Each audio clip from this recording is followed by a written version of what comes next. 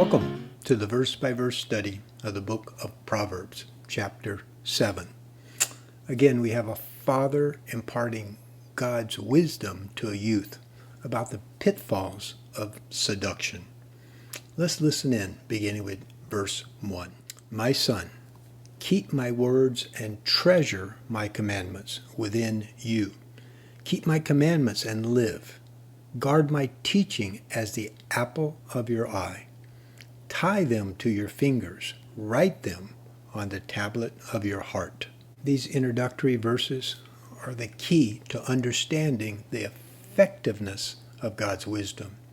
It must be taken to heart, as stated here, written on the tablet of your heart, which means to embrace, to appreciate, to treasure, to accept, and to practice God's wisdom.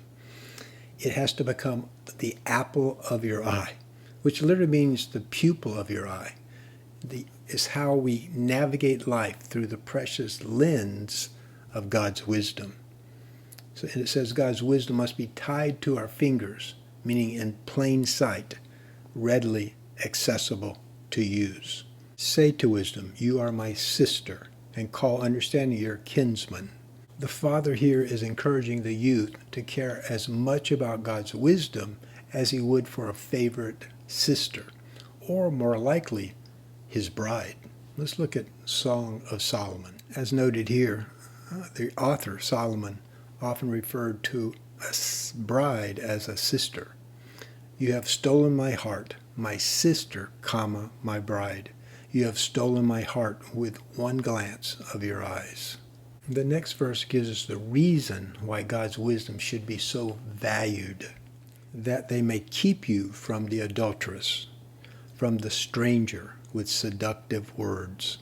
This is the same verse we saw back in chapter 2, verse 16. The author is saying God's wisdom will keep us from making bad decisions in life.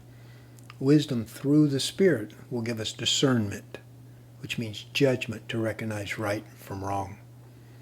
Recall Pastor Paul in the book of Philippians said to the congregation in Philippi, Paul said, this is my prayer, that your love may abound more and more in knowledge and depth of insight, so that you may be able to discern what is best, meaning right and wrong, and may be pure and blameless for the day of Christ. Following God's wisdom will provide discernment, insight, judgment, to keep us from the adulterous situation.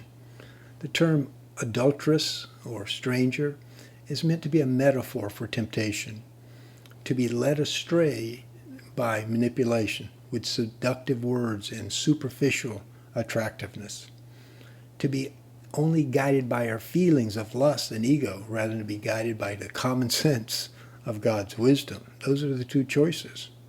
In the next few verses, wisdom will be personified, and it will describe a scene through a window. Wisdom will be testifying about the youth's lack of discernment, lack of judgment. Wisdom says, meaning God says, for at the window of my house I looked through the lattice. I saw among the simple, I noticed among the youths, a young man lacking judgment, crossing the street near her corner, strolling down the road to her house, at twilight as the day was fading into the dark of night, the dark of night. Wisdom is describing the youth willfully walking into darkness, walking towards temptation, not walking away from temptation.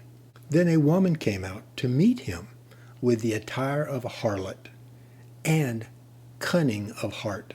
She is loud and defiant. Her feet do not remain at home. Now in the street, now in the squares, she lurks at every corner. The woman here represents temptation that we all face. Attractive, seductive on the outside, but inside, wisdom tells us she's cunning, cold-hearted. There's an agenda for harm. This youth is at a crossroads. Does he decide to walk away, or does he decide to walk into her trap?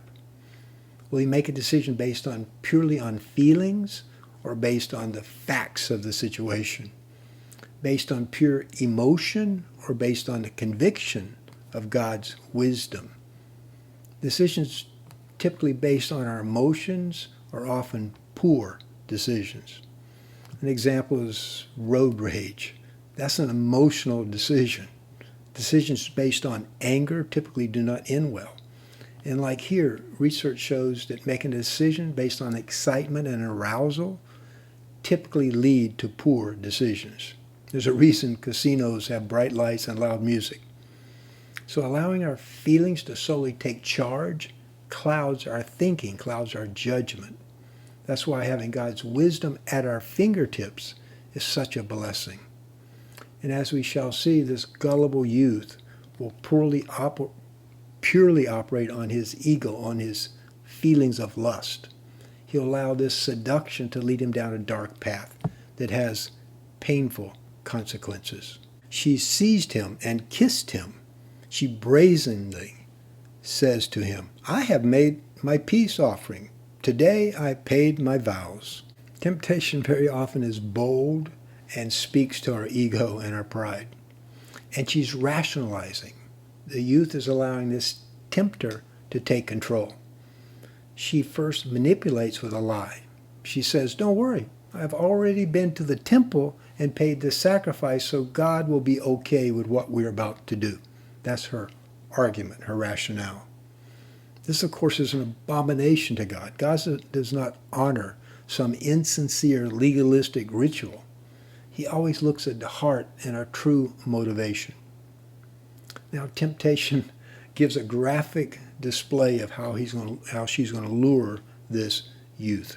Let's take a listen beginning in verse 15. So, I have come out to meet you. I sought you. I have found you. I have decked my bed with coverings, with colored linen from Egypt.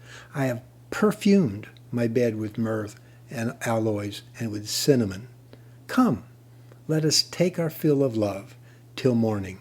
Let us delight in loving caress. And again she's saying in next verse, don't worry, for my husband is not at home. He has gone a long journey. He took with him a bag of money and will not return till the moon is full. She persuasively says, no need to worry. It'll be our little dark secret. My husband is going to be gone for several days. He'll never know. This is such a reoccurring lie with sin, that somehow sin will not become public. Scripture is very clear. No sin remains hidden. With her great persuasion, she entices him. With her flattering lips, she lures him. He follows her on impulse, meaning he allowed his feelings to make the decision. He follows her on impulse, like an ox going to the slaughter, like a deer bounding into a trap, until an arrow pierces his liver, like a bird darting into a snare, not knowing it will cost him his life. So temptation has set the bait, set the trap. And this youth, following his lustful feelings, makes a very unwise decision that will cost him his very life. The word for life here in the Hebrew means his very soul, meaning his very full self. Everything about him is going to be, quote unquote, lost.